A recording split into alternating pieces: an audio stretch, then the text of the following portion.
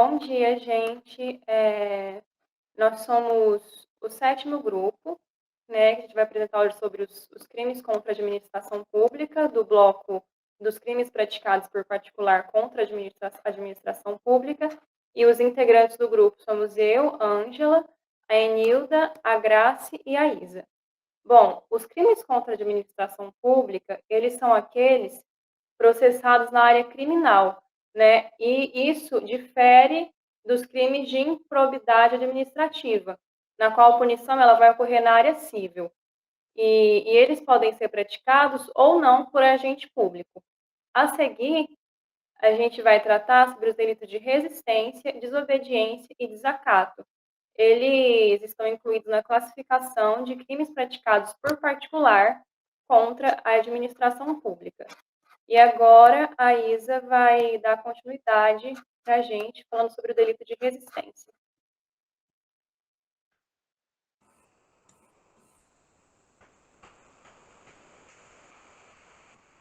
Bom dia, gente.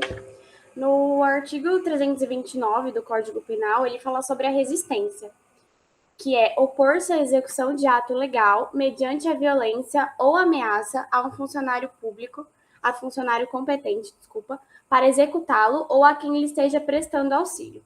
A pena é de detenção de 2 meses a 2 anos. No parágrafo 1º, fala que se o ato, em razão da resistência, não se executa, a pena vai ser de reclusão de 1 a 3 anos. E no parágrafo 2º, as penas deste artigo são aplicáveis sem prejuízo das correspondentes à violência. A classificação doutrinária do artigo 329 é que ele é um crime comum, ou seja, qualquer pessoa ela pode se opor ao ato legal, pode ser um sujeito ativo. Ele é um crime formal, porque ele tem a consumação antecipada. Ele é um crime de forma livre, porque ele pode ser cometido por qualquer meio, exercido com violência ou com agravo e ameaça. Ele é um crime comissivo, porque é a ação do sujeito ativo contra este ato legal, né, essa resistência. Ele é um crime instantâneo, ou seja, ele não se prolonga no tempo, porque ele é consumado no momento em que há oposição à execução do ato legal. E ele é um crime unissubjetivo, porque ele admite a prática de mais de um sujeito, porque ele aceita a coautoria e a participação, que são pessoas terceiras, tipo, que estão do lado de quando está acontecendo. E ele é um crime plurissubsistente, porque a conduta ela pode ser fracionada, e essas frações, quando se juntam, dá a consumação do delito, né? E essas condutas são a oposição a esse ato legal, a violência ou agravo e ameaça, e a destinação a um funcionário competente ou a quem esteja prestando auxílio. A consumação do crime, ela ocorre com a violência ou a ameaça. Como ele é um crime formal, não é necessário que o sujeito ele consiga, de fato, um fim desejado, né? Já a tentativa, Damasio e Nucci, eles falam que o delito ele admite sim a tentativa. Só que Masson fala que o delito só admite a tentativa quando o crime ele é praticado mediante a violência. E só é possível a ameaça quando essa for por algum papel escrito, quando tiver alguma coisa escrita. Protegido é a administração pública, ou seja, a proteção da autoridade e do prestígio da função pública.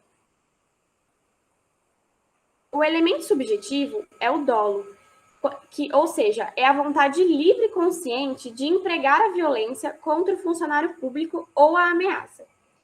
E a finalidade de impedir a realização do ato funcional. A ausência da vontade, ou seja, do dolo, e dessa finalidade torna o fato atípico. O sujeito ativo, como ele é um crime comum, ele pode ser cometido por qualquer pessoa. E não é necessário que o sujeito ativo seja a pessoa a quem o ato legal se dirige. Masson e Damasio acreditam que uma terceira pessoa pode se opor ao ato, que é o que eu falei anteriormente. Já o sujeito passivo é o Estado. E é, em segundo plano, o funcionário a quem a conduta é dirigida, ou a um terceiro que lhe presta auxílio. Masson e Nutt falam de dois tipos de resistência: resistência ativa e a resistência passiva. A resistência ativa, também chamada de vis corporalis ou vis compulsiva, defendida pelos dois, fala que a conduta ela se caracteriza pelo emprego da violência ou da ameaça ao funcionário público com a finalidade de impedir a execução desse ato. Já a resistência passiva, chamada de vis civilis, também defendida pelos dois, fala que a oposição ao ato legal, mas sem a violência ou a ameaça, não verifica a resistência, do artigo 329, mas sim a desobediência, que é do artigo 330, que vai ser abordado pelas meninas posteriormente. Só que a jurisprudência, ela vem falando de uma maneira oposta a isso. Essa jurisprudência é de 18 de outubro deste ano, e ela fala que, havendo a prova prática da violência e da ameaça dirigidas a policiais militares durante a abordagem que culminou em prisão em flagrante, não há de se falar em atipicidade por ter o réu resistido passivamente ao ato legal, restando caracterizado o delito de resistência, tipificado no artigo 329. Ou seja, ele fala, praticamente, ele fala que essa resistência passiva é indiferente, tendo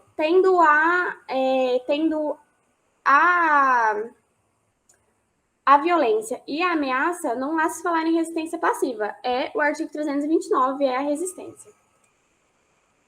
O parágrafo 1º, ele fala a qualificadora, né? Ele qualifica o crime quando ele é punido mais severamente, porque o resultado obtido, devido ao resultado obtido pelo agente. Essa qualificadora ela só é admitida quando o sujeito passivo, ou seja, o funcionário, ele fica impossibilitado de realizar esse ato devido à violência física ou à ameaça do sujeito ativo. Em caso dele não executar o ato por inépcia própria, ou seja, se ele tem a possibilidade e mesmo assim ele não faz, não persiste a qualificadora. Não tem como você colocar a qualificadora porque foi o próprio funcionário que não quis. Já o parágrafo 2º, ele fala do concurso de crimes sobre a lesão corporal. E o legislador, ele prevê esse concurso material, que é o artigo 69 do Código Penal, entre a resistência e o delito da lesão corporal. Já a contravenção de vias de fato, ela é absorvida pela violência presente na resistência. Então, não persiste a infração autônoma. Tem um questionamento em relação à embriaguez. A embriaguez, ela exclui o crime de resistência? Damasio, Nutt e Masson, eles se embasam no artigo 28, inciso 2º do Código Penal, falando que a embriaguez, quando ela for voluntária ou culposa, ela não exclui a imputabilidade, porque ela não vai excluir o elemento subjetivo do tipo, que é o dolo. Já o Masson, ele fala também, com base no artigo 28, parágrafo 1º do Código Penal, que não tem como a gente responsabilizar o agente em caso de embriaguez completa, por força maior ou por caso fortuito, onde ele se torna incapaz de entender o caráter ilícito do fato. A ação penal, ela é pública incondicionada. Agora, eu vou ler uma denúncia que é, inclusive, recente, que a gente teve aqui no Tribunal de Justiça de Mato Grosso do Sul, aqui de Paranaíba, que ela narra não só o delito de resistência, mas outros, mas eu coloquei só para dar exemplo, eu vou ler essa denúncia e vou ler a sentença dela, só da partezinha da resistência para ficar mais claro. O Ministério Público do Estado de Mato Grosso do Sul, através de seu promotor de justiça, no uso de suas atribuições e com fundamento no artigo 129, inciso 1º da Constituição Federal e nos artigos 24 e 41 do Código de Processo Penal, com base nos autos X, vem perante Vossa Excelência oferecer denúncia em face de XXX, qualificada a folha X. Consta do incluso procedimento policial que no dia 6 de julho de 2021, às 4 horas, na rua Antônio Pelai, 470, centro, nesta cidade comarca, o denunciado XXX praticou vias de fato contra sua irmã ZZZ. Consta ainda que, no mesmo local e momentos supracitados, bem como em continuidade delitiva, após a polícia militar sair do local por não ter encontrado o autor, o denunciado XXX ameaçou por palavras e gestos de causar mal injusto e grave a Z. Não obstante, relata a investigação policial que, em momento imediatamente posterior, a partir de novo acionamento da Polícia Militar, o denunciado XX opôs-se à execução, exatamente essa parte que eu queria, opôs-se à execução de ato legal mediante violência e ameaça a funcionário público competente para executá-lo. Coligiu-se também no procedimento policial que, no mesmo momento da referida resistência, assim em continuidade delitiva, durante o ato de revista pessoal, antes de ser colocado na cela, o denunciado XXX desacatou o funcionário público no exercício de sua função. A parte do desacato as meninas vão falar posteriormente, né? Consubstancia-se dos depoimentos dos autos que, no dia anterior à data dos fatos, o denunciado havia pedido. Essa parte que eu não vou ler porque não faz muito sentido, né? Mas é a continuação da denúncia. E aqui também continua a denúncia, e aqui fala que o Ministério Público denunciou ele pelo artigo 21, né, que é a lesão vias de fato, pela ameaça em continuidade delitiva, bem como pelo 329, que é a resistência, e o 331, que é o desacato. A sentença, vou falar só a parte do 329, que foi a condenação. Segundo o artigo 329 do Código Penal, aí está escrito o artigo, fala, configura o delito de resistência. No caso em tela, o denunciado ele proferiu ameaças aos policiais no momento de sua abordagem, declarando que os conhecia e sabia onde cada um morava, ou seja, caracterizando a ameaça. Após análise das provas dos autos, entendo que foram produzidas provas suficientes para a caracterização de tal figura típica, tendo em vista que os depoimentos policiais guardam similitude com o depoimento da testemunha João Batista, que presenciou os fatos. Desta forma, a prova carreada aos autos demonstra de forma inequívoca que o réu se opôs à realização de ato legal, utilizando-se de ameaça aos servidores públicos que possuíam o direito legal de realizar o ato. Aí eu coloquei uma jurisprudência também, que fala do depoimento prestado dos policiais e do laço probatório suficiente para a condenação do réu pelo crime de resistência, caracterizado pela oposição a ato legal mediante a grave ameaça ou violência ao funcionário público. Essa jurisprudência também é desse ano, de agosto desse ano. Aí continua. Dessa forma, afasta a possibilidade de absolvição quanto ao delito de resistência, tendo em vista que houve a comprovação da infração mediante prova testemunhal, os quais relataram de maneira detalhada a oposição com o emprego de ameaça. Ademais, não há qualquer motivo para desmerecer os depoimentos dos policiais que, como já consolidado pela doutrina e em nossa jurisprudência, têm o mesmo valor de qualquer outro testemunho, não só podendo, mas devendo ser levado em consideração, eis que este agente público presta compromisso legal de dizer a verdade e é possuidor de fé pública. Bom, gente, essa foi minha explicação sobre o 329, o crime de resistência. Eventuais dúvidas, pode falar no final da apresentação. Obrigada.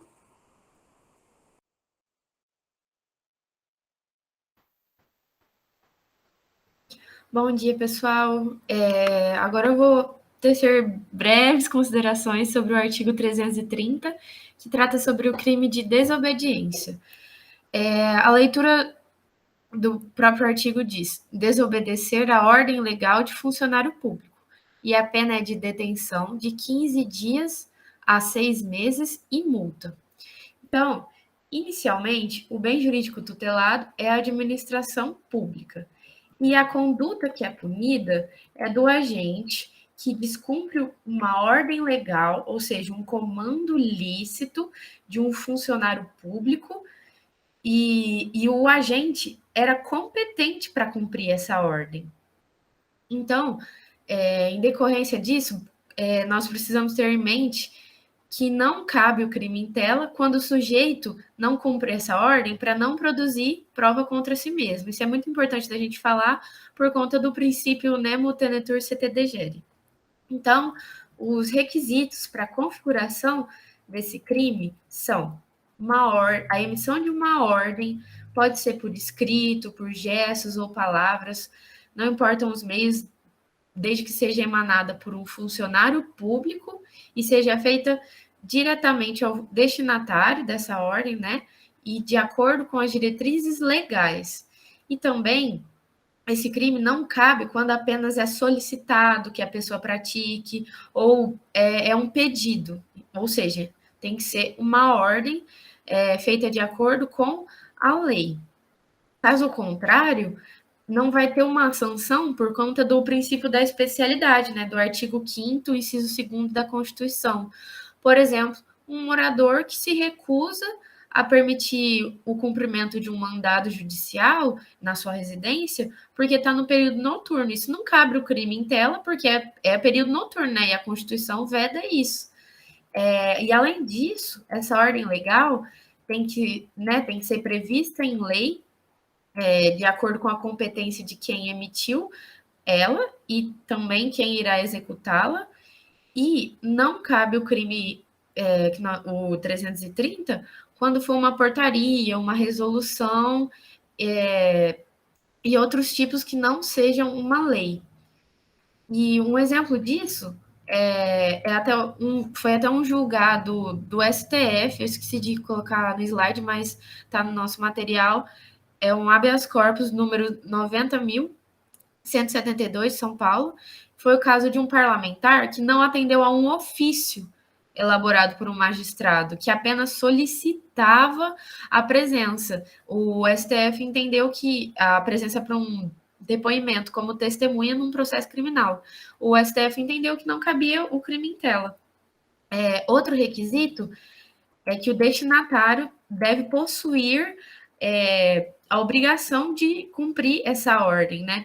E essa desobediência pode ser omissiva, quando a ordem seja de realizar alguma coisa.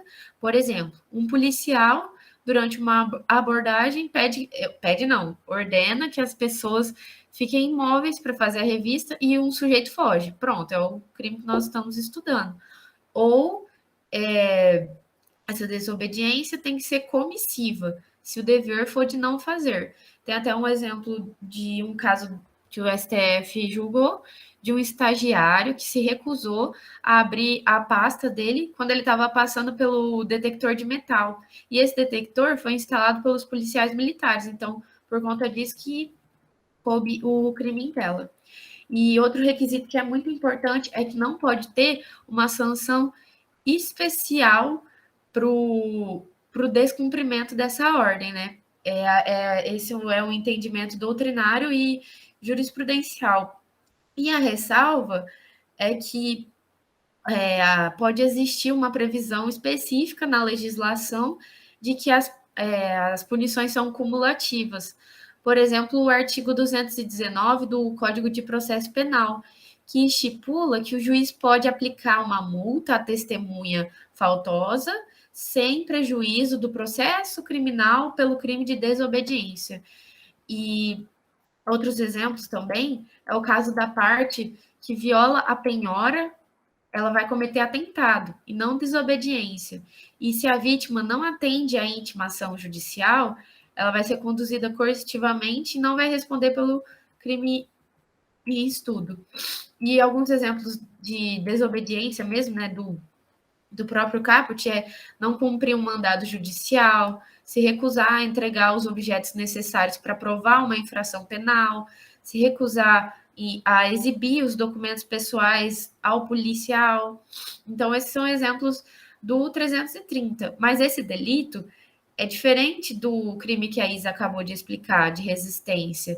Esse crime se diferencia porque justamente não tem o emprego da violência e da ameaça direcionada ao funcionário público, e é por conta disso que o crime de desobediência também é chamado de resistência passiva. Agora, o objeto jurídico é a administração pública, por conta do interesse patrimonial e moral, e o objeto material é a ordem emanada pelo funcionário público. O elemento subjetivo é o dolo de não atender à ordem legal e não existe a modalidade culposa.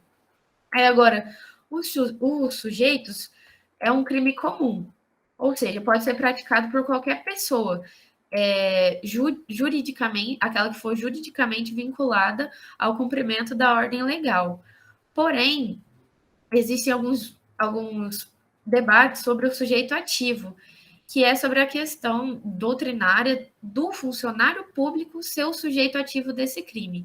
E a grande maioria entende que é possível, desde que a ordem recebida não se refira a uma das funções desse funcionário, e esse deve, então, acatar essa ordem. Então, assim, se essa função for do próprio ofício do funcionário, o crime vai ser de prevaricação, do artigo 319. Se não for, vai ser o crime estudado em tela. Então, um exemplo para a gente compreender melhor é o caso de um delegado de polícia que não instaura um inquérito ou deixa de realizar alguma diligência requisitada. Opa, perdão, é um exemplo de prevaricação, não do delito que a gente está estudando. E outra coisa vislumbrada quando a gente fala que ele descumpriu uma ordem que foi dirigida fora da sua condição de funcionário público. Não tem nada a ver com o ofício dele de delegado de polícia. E aí configura o 330. E agora, o sujeito passivo é o Estado e também, subsidiariamente, o funcionário que emitiu essa ordem. Também vale destacar que não é necessário que exista nenhuma relação de subordinação hierárquica entre um sujeito o sujeito ativo e o funcionário, o do funcionário e o sujeito ativo, e o ofendido tem que ter a competência para emitir essa ordem legal, ou seja, precisa ser um funcionário público. Pode passar o slide. A consumação é quando ocorre o descumprimento da ordem, seja de modo omissivo ou comissivo, independentemente do prejuízo sofrido pela administração. Então, a gente pode concluir que é um crime formal e unissubsistente. E a tentativa é possível nos casos em que for comissivo. E agora, por conta do princípio da especialidade, nós vamos ver que na Lei Maria da Penha, no artigo 24A, caso o sujeito descumpra alguma das decisões judiciais que impõem medidas protetivas de urgência prevista na Lei Maria da Penha, de acordo com esse artigo, ele vai ser punido com a pena de detenção de 3 meses a 2 anos. Outra questão específica é o artigo 359 do Código Penal, que a doutrina classifica como uma forma especial da desobediência, qual seja exercer função, atividade, direito, autoridade ou munus de que foi suspenso ou privado por decisão judicial, e a pena de detenção de 3 meses a 2 anos ou multa. E outro exemplo também, lógico que existem muito mais casos na legislação, mas para não alongar a explanação e ficar bem claro, o Código de Trânsito Brasileiro, no artigo 307, também prevê o crime de violar a suspensão ou a proibição de se obter a permissão ou habilitação para dirigir veículo automotor imposta com fundamento nesse código.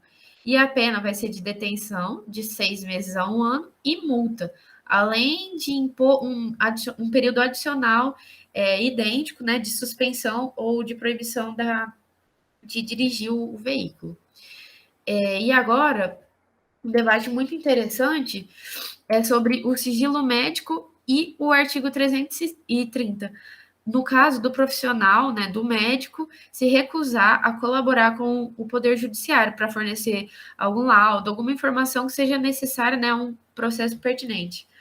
O NUT diz que esse caso de não fornecer um laudo configura o delito de desobediência, porque o médico tem o dever de assegurar o sigilo do prontuário do paciente. Contudo, ele pode revelar um fato que tenha conhecimento em razão da profissão, se tiver um motivo justo. Então, o que o NUT fala, basicamente, é que precisa de uma fundamentação. A pessoa que vai requerer isso precisa fundamentar o motivo de estar pedindo essa divulgação, né? Porque senão o médico não vai poder fazer isso perdão, ele não vai poder divulgar esse laudo, o prontuário do paciente, porque senão ele vai estar infringindo o seu dever como profissional da saúde. Então, cabe ao magistrado analisar se o caso concreto realmente requer essa medida e aí decretar, realizar esse pedido para o médico.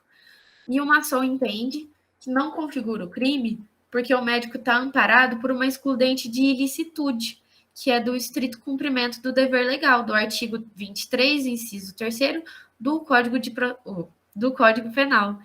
Então, assim, o médico vai se limitar a cumprir as próprias definições do Conselho Federal de Medicina.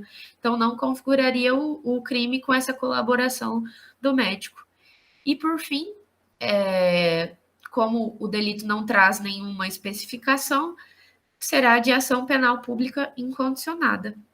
E agora a Nilda vai apresentar o último artigo que coube ao nosso grupo realizar a explicação. E qualquer dúvida, estou disponível.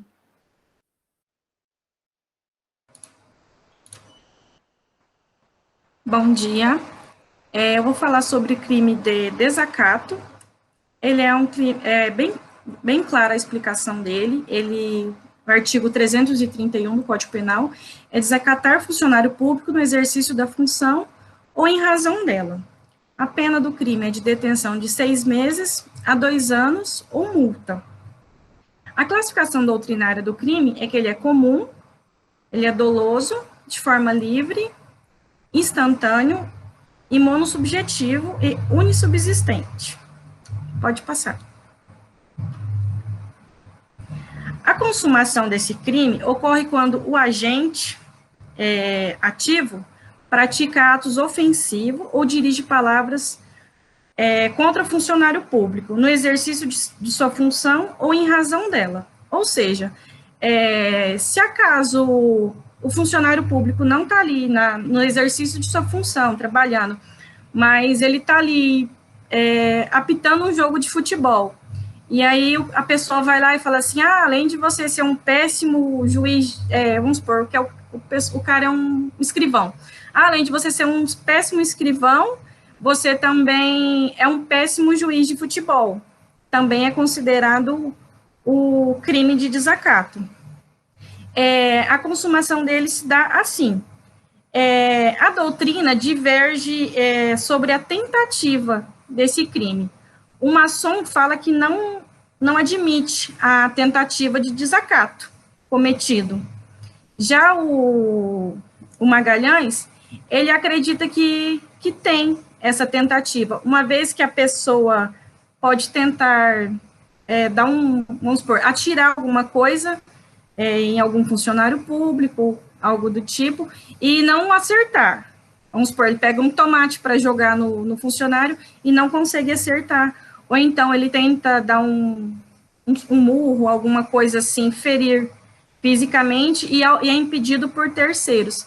Então, ele acredita que o simples fato de tentar agredir ou acertar alguma coisa nesse funcionário, nesse servidor público, é um desacato ao funcionário público. Pode passar.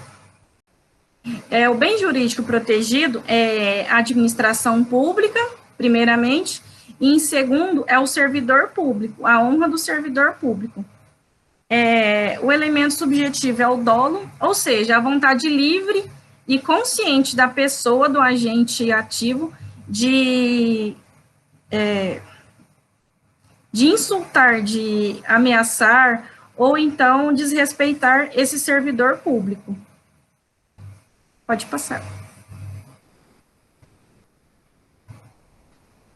O sujeito ativo, por ser um crime comum, ele pode ser qualquer pessoa, até mesmo um agente público que desacata outro agente público, o que também tem uma controvérsia na doutrina contra essa relação. Se o crime for praticado contra um servidor público contra outro. Pode passar. Os entendimentos sobre essa divergência, o Hungria ele se posiciona no sentido de que somente haveria desacato se o agente estivesse na posição inferior à do funcionário público. Ele não acredita que, vamos supor, se o funcionário for o chefe daquele funcionário, que não há o desacato. Só se ele tiver na mesma função, ou então a função inferior a isso. Já o Fragoso afirma que o sujeito ativo do crime pode ser qualquer pessoa, inclusive o funcionário público que exerça ou não a mesma função do ofendido, tenha ou não a mesma categoria dele, independente de quem seja. Esse agente, ele acredita que há sim o desacato quanto ao funcionário. E o Greco vai de acordo com o Fragoso, que ele acredita que, independente da hierarquia de cargos, que há sim o desacato, independente, porque a partir do momento que a pessoa tem a consciência que está desacatando o funcionário, ele deixa de ser um agente um servidor público, um agente do Estado, e passa a ser um agente comum. Pode passar. O sujeito passivo é o Estado, e, em segundo lugar, é o funcionário público, que é quem representa o Estado. A ação penal é pública e incondicionada. E agora eu vou ler uma sentença que teve aqui do Estado de Mato Grosso do Sul, bem recente também. Observa-se que o tipo penal visa proteger a função pública, objetivando inibir excessos por parte de quem está diante de um agente no exercício de suas funções. A dignidade, o prestígio e o respeito são indispensáveis ao devido desempenho da administração pública. Restou comprovado a palavra vermes foi proferida com o intuito de desprestigiar e afrontar os agentes públicos, não valendo-se do argumento de livre expressão do pensamento, sobretudo ao pensarmos no Estado democrático de direito. Não existem direitos absolutos, vez que ambos podem ser mitigados em determinadas situações. Fato que ocorre no presente caso, onde a liberdade de expressão e pensamento não deva ser usada de forma de intimidar, menosprezar ou de como guarida para a prática de ilícitos.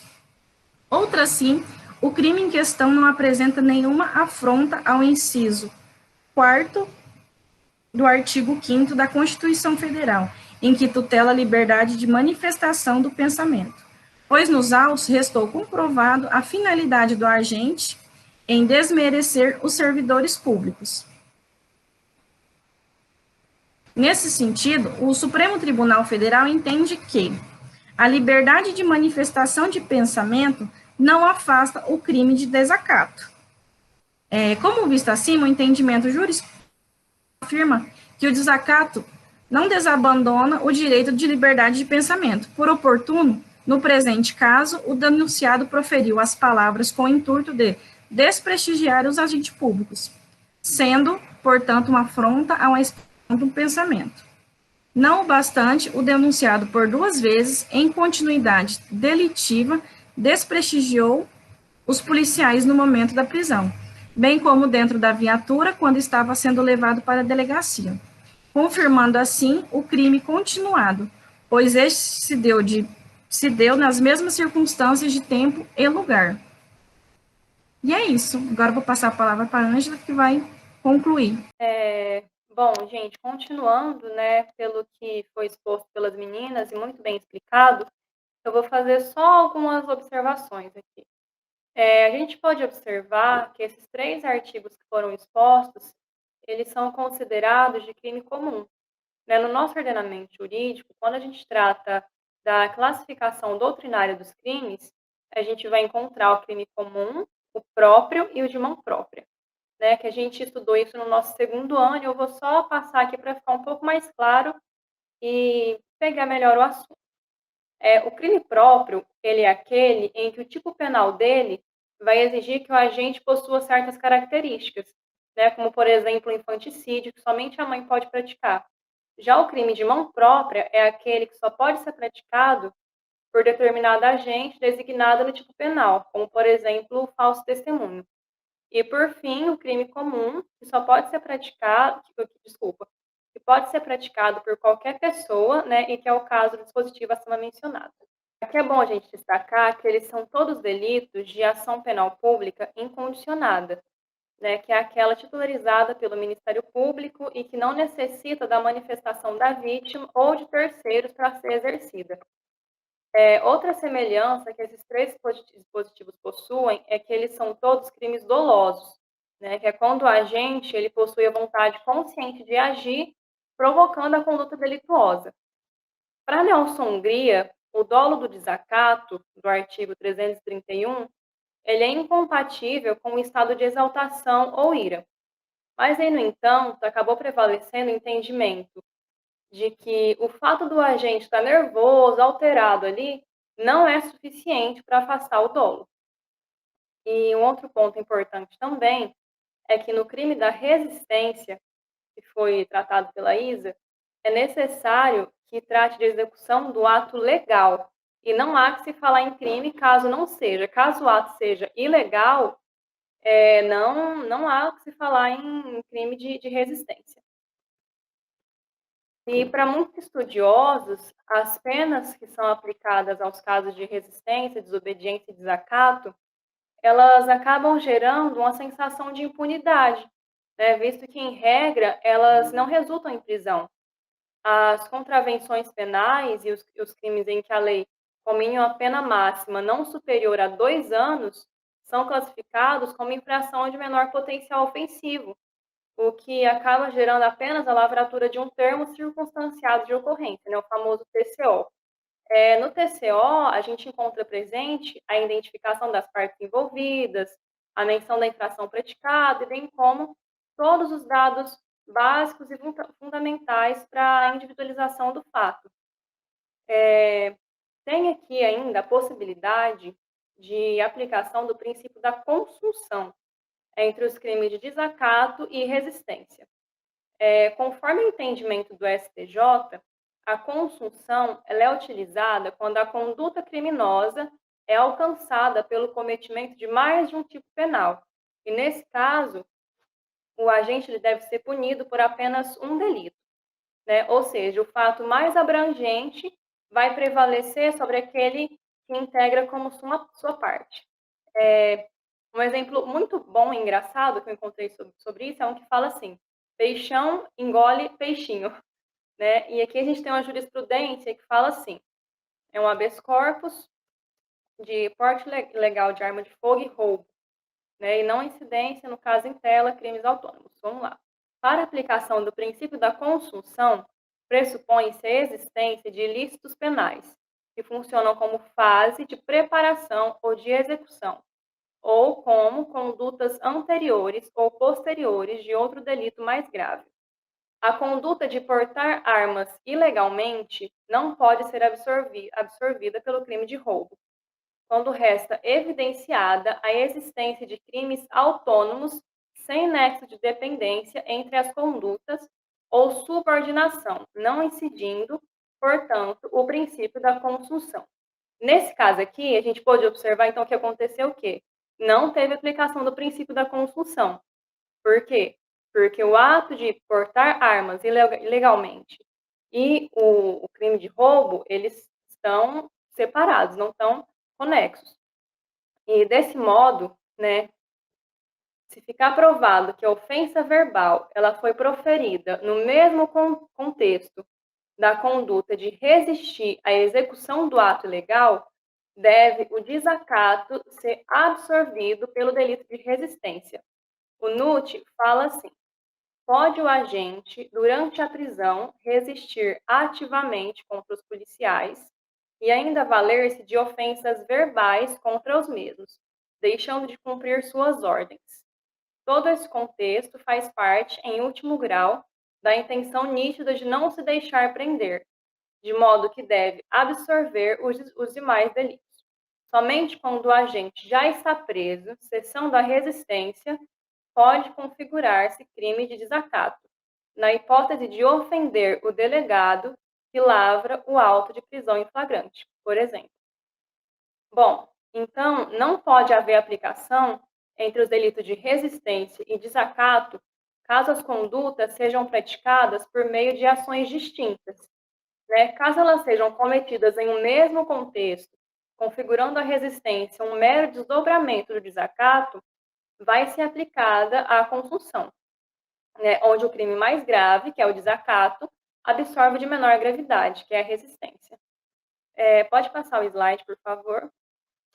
Bom, aqui a gente vai ter mais uma jurisprudência, né? Uma apelação criminal sobre resistência e desacato, autoria e materialidade comprovadas, ofensa proferida em face de policiais militares, oposição à prisão em flagrante, permanência das ofensas, aplicação do princípio da consunção, resistência absorvida pelo desacato, dosimetria da pena com relação ao delito de desacato, ausência de fundamentação para a fixação da pena acima do mínimo legal e circunstância judicial da culpabilidade analisada equivocadamente. Recurso provido parcialmente. Vamos lá.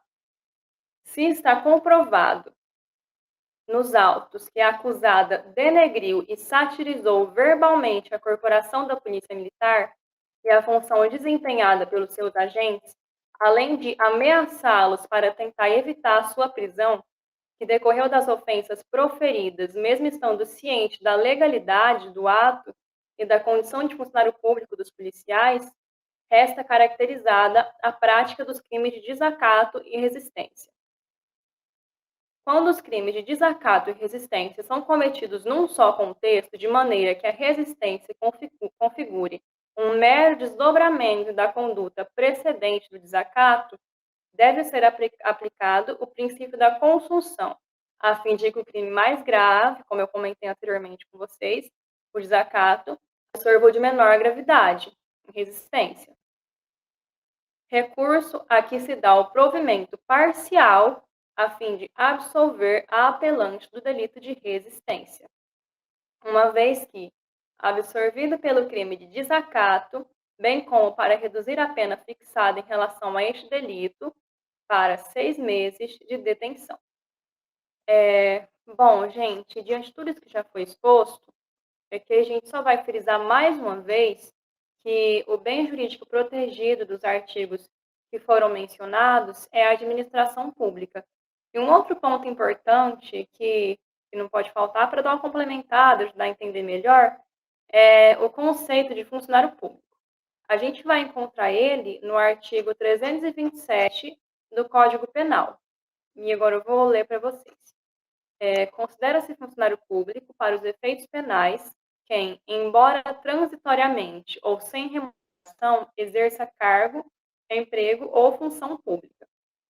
O parágrafo 1º fala: equipara-se a funcionário público quem exerce cargo, emprego ou função em entidade paraestatal e quem trabalha para empresa prestadora de serviço contratada ou conveniada para a execução da atividade típica da administração pública. Parágrafo 2º.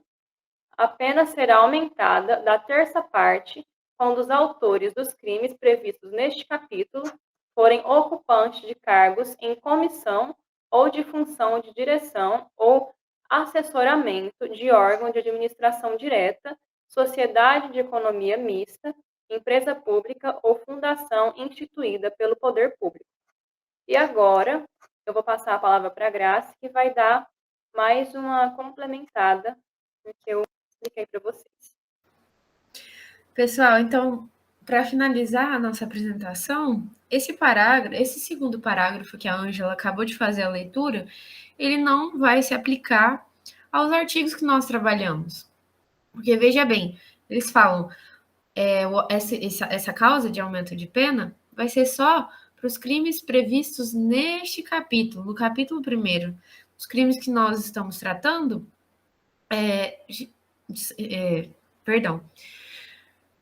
estão no segundo capítulo. Então, por conta da posição desse parágrafo, essa causa de aumento de pena não vai entrar no crime de resistência, que é o 329, do 330, de desobediência, e o 331, de desacato, que foram os crimes apresentados pelo nosso grupo.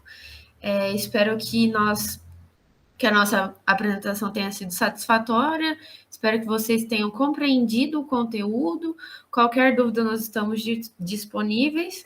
Bons estudos para todo mundo e uma boa semana.